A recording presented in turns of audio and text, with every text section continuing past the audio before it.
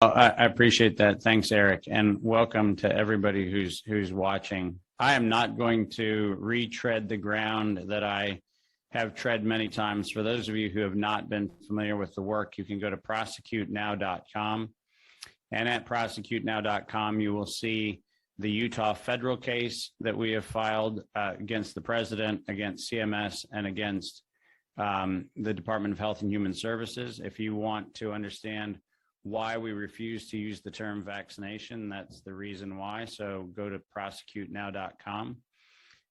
There you'll also see the summary of litigation, and you'll also see the draft indictment.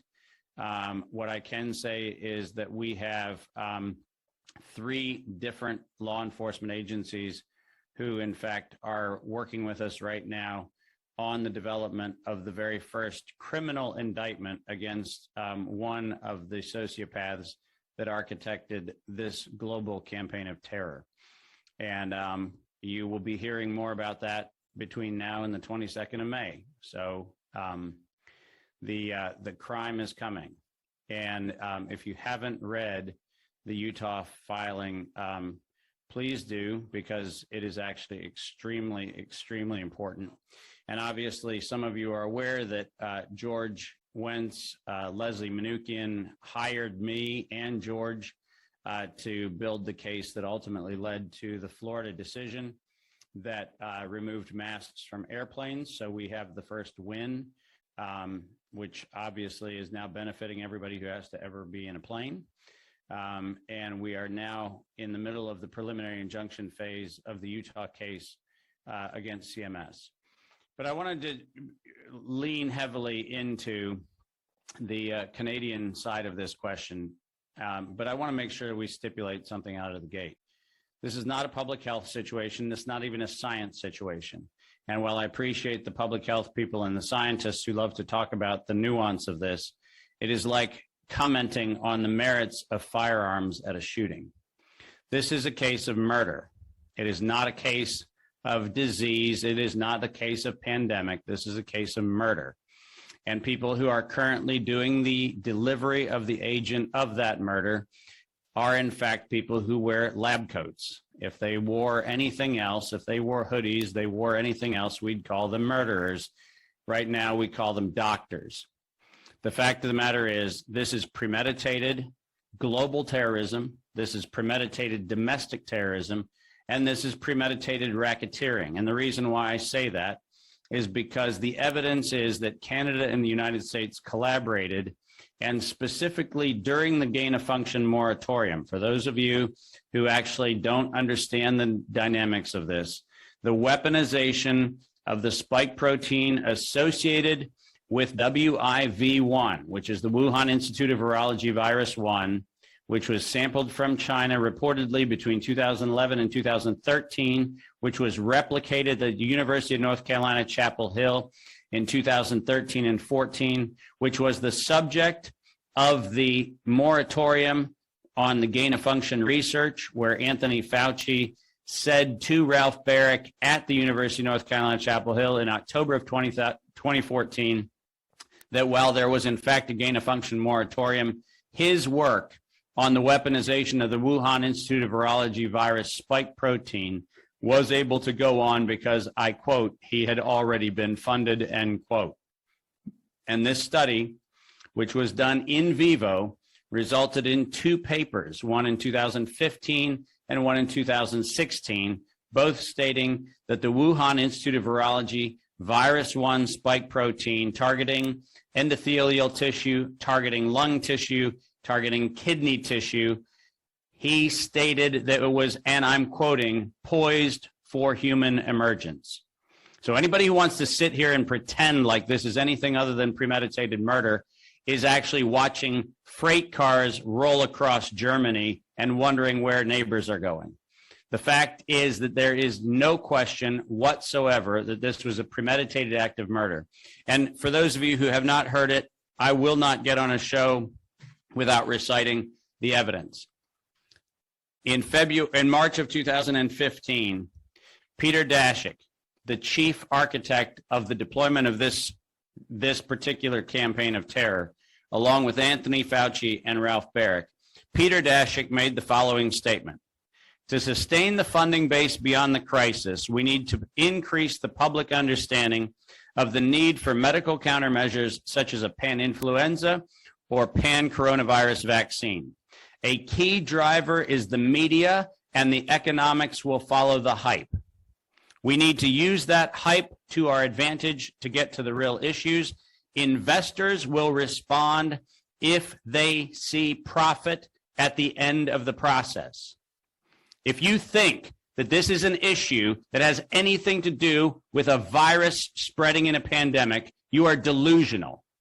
This is a premeditated crime. They announced the crime in 2015, and conveniently, the government of Canada entered into an agreement with the distribution of the lethal agent in 2015. And specifically, that was Thomas Madden, that was Peter Cullis, and that was Peter Cullis, Thomas Madden, and Ian McLaughlin, who at the University of British Columbia developed the lipid nanoparticle that was required to first demonstrate the ability to actually do what was called gene silencing in monkeys, and then took that technology after a lawsuit, which was a $65 million lawsuit. The settlement of that lawsuit in 2012, and for those in Canada, look up that lawsuit. It was the lawsuit between Protiva, Tecmira, Alcanna Therapeutics, and the University of British Columbia. After the $65 million settlement was paid in that particular case, in 2015, Alcanna Therapeutics, owned by Thomas Madden and Peter Cullis, sublicensed the lipid nanoparticle technology to Moderna for the development of an mRNA vaccine during the gain-of-function moratorium, in violation of U.S.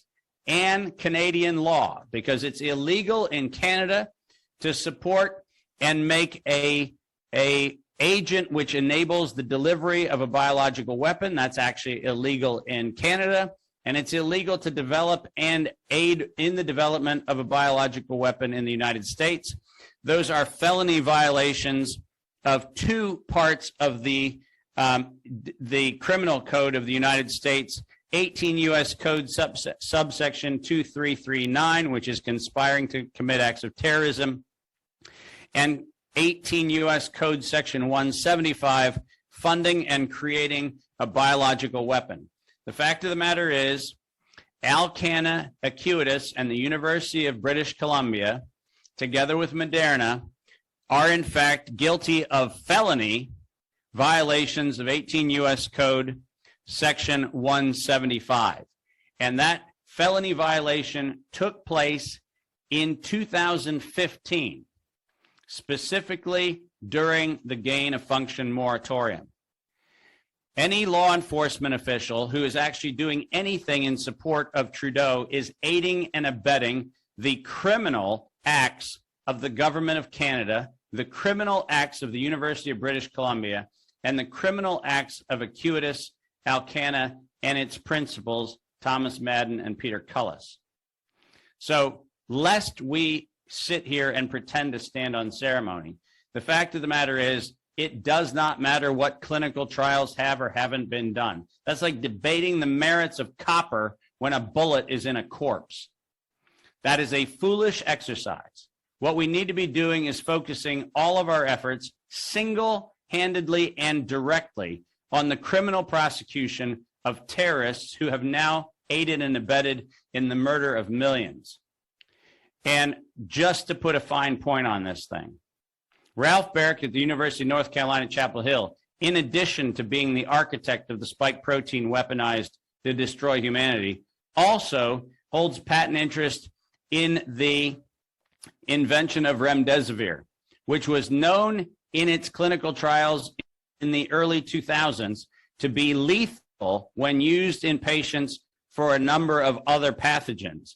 And willfully and knowingly distributing an agent that is in fact known to be harmful and fatal to humans is premeditated murder.